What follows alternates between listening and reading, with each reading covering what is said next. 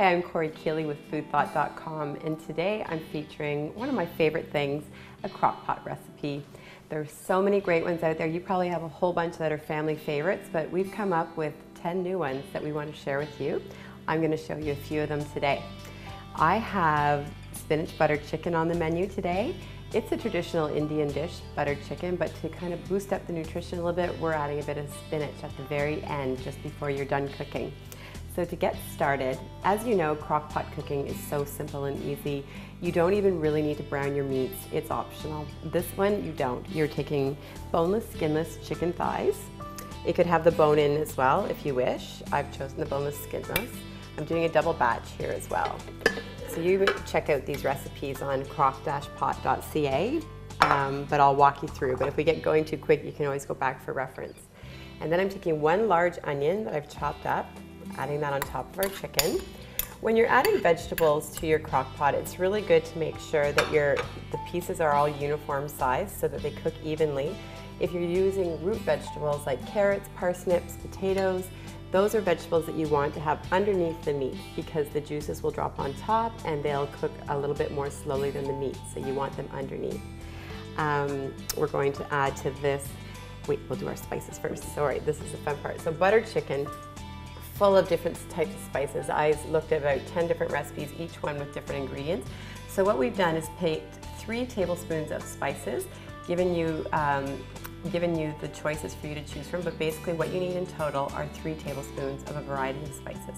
So we have ground mustard, cardamom and curry powder, and cinnamon, ground cumin, and ground coriander. We're going to add that. 1 tin of tomato paste, which is about 5 ounces. This is going to thicken it up. It's going to give it lots of body, your buttered chicken. And then our liquid that we're adding, the only liquid we're adding to this is 1 tin, a 28-ounce can of diced tomatoes, and you want to add it with the liquid. So when you're cooking in your crock pot, your slow cooker, you know that it generates a lot of moisture, and so if you're adapting a recipe that you normally make on the stovetop or in the oven, you're going to need to reduce your liquid significantly. You probably don't add, you add between a 1/4 cup and a cup of liquid at most. Okay, there we go. And so that is it. How simple is that? Another tip with those spices that I was showing you is when you're measuring out your spices, just make up little packets and have them pre-made and just label it spinach butter chicken. And then you've already got it pre-measured. You need chicken, tomato paste, tomato sauce, your spice packet, and you're done, and an onion. Okay, so we're gonna put the lid on. The key to good crock potting too is to make sure that the lid is on and it stays on. It has to be tight. We're going to set this to, I don't have this one on, but I can show you over here on the next one. This is where we're finished. You're gonna turn your crock pot on. This is the Elu. It's new, it's high tech, and it's really fun. And then we're gonna just put it on low, and you're gonna cook it on low to 8 to 10 hours, or on high for 4 to 6 hours, depending on your timing. So you can see here that our chicken is totally done. It's pulling apart. It's almost like a pulled chicken. It's a bit shreddy. It's delicious. And to this, I'm going to add some yogurt, about a cup of yogurt. And you always add your dairy at the end because the long cooking process will cause it to separate.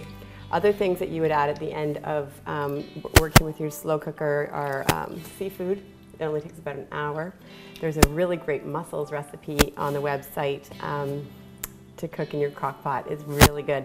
There's a few tricks, so the recipes are really sound, so you just read them well, do exactly as they say, and these recipes will work out great. Now it looks really creamy. That dairy will end up, like soothing out all those flavors. Spices intensify too as you're cooking, so some things like garlic get stronger, so you may not want to add any extra. If you're worried about the spices too, you can add half of it at the beginning, sample it at the end, and add the finishing. Okay, so this will just cook for about 15 minutes longer and simmer, and all that spinach will become wilted, and it's phenomenal.